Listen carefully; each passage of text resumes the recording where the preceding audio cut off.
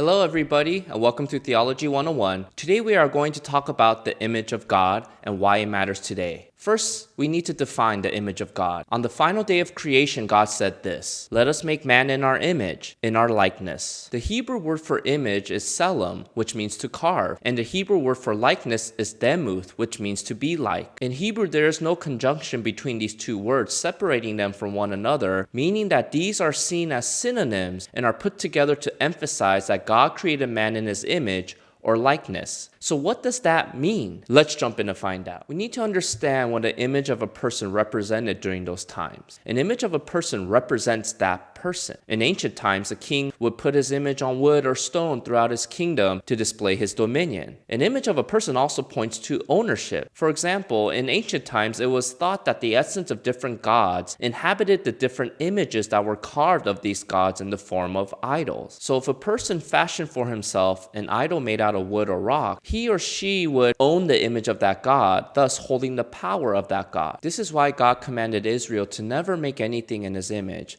implying that he cannot be controlled or owned by any person. So when God created man in his image, it means that man somehow represents God and that God has ownership over mankind. Now, Adam did not resemble God physically, since God is spirit and does not have a body. Instead, the image of God refers to the immaterial part of a person. In some ways, humans share certain attributes with God. Keep in mind that no other creation of God, whether angels or animals, are created in God's image. So what attributes do humans share with God? Well, there is a debate as to exactly what constitutes the image of God, especially since the Bible does not define it explicitly. However, there does seem to be three ways in which humans reflect God's image. They reflect God's ruling, God's character, and God's relationships. First, humans reflect God's ruling. This refers to the command that God gave to Adam and Eve to exercise dominion over creation. When God restores this creation and reverses the effects of sin, Christians will be given full dominion over this new earth and will rule alongside Jesus in his kingdom. Second, we reflect God's character in two ways. Humans were created as rational beings. We reflect God's intellect and creativity. Anytime we invent or create new things, such as books, paintings, and buildings, we reflect God's intellect and creative nature and are showing that we are made in God's image. Humans were also created as moral beings. Our conscience serves as a moral compass which accuses or excuses our actions. Since we are moral beings, we have the ability to choose right or wrong. By the way, this is what makes us different from animals and angels. Animals only react to their environment or act according to their nature. They do not make moral choices. In fact, angels cannot make moral choices anymore. Did you know that? There was a time when angels had a choice to obey or disobey God. But when they made their choice, they no longer had the ability to make any more moral choices. Angels cannot choose to not worship and obey God, while demons, which are fallen angels, cannot choose to ever worship and obey God. However, humans are created as moral beings who can make moral choices. Third, we reflect God's relationships. Keep in mind that God has always existed as a triune God, meaning that there is one God comprised eternally of three persons. Love has always existed within the Trinity before God ever created Adam and Eve. So one of the things God shares with humanity is the ability to have loving relationships. Remember what the greatest commandment is? Jesus said it is to love your God with all your heart, soul, and mind, and to love your neighbors as yourself. Then Jesus said this to his disciples, "By this all men will know that you are my disciples if you have love for one another." This seems to indicate that our ability to reflect God to the world is seen by our loving relationships with God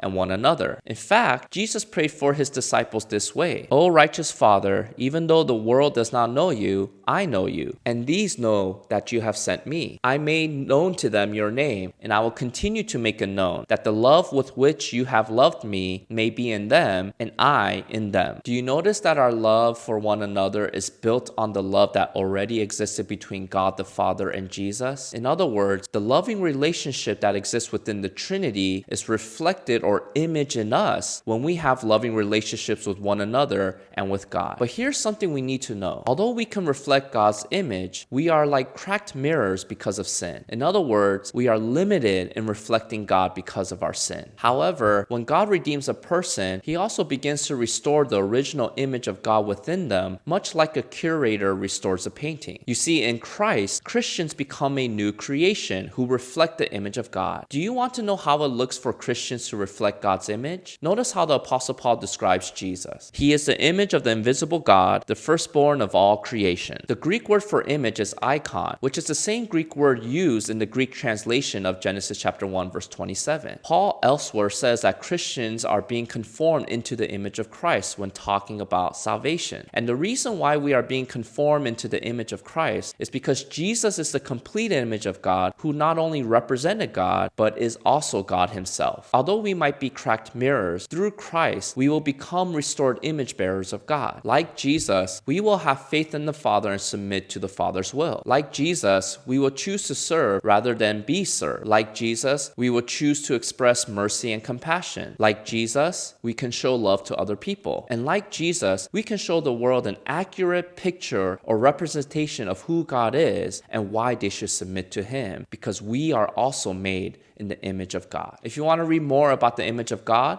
I'll leave a link to a recommended resource below in the description box. Until next time, see you.